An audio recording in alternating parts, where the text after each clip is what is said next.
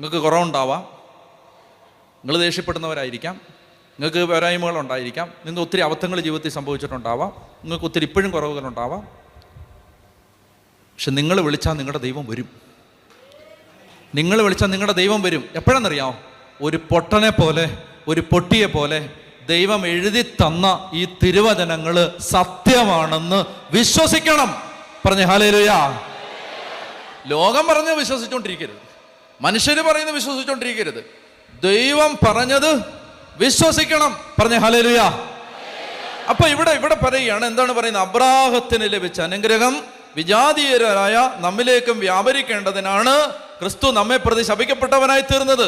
അബ്രാഹത്തിന് ലഭിച്ച അനുഗ്രഹം നീ ഒരു അനുഗ്രഹമായിരിക്കും. ഞാൻ പറഞ്ഞു വരുന്നത്, യാബസിന്റെ പ്രാർത്ഥന നമ്പർ 1, എന്നെ അനുഗ്രഹിക്കണം.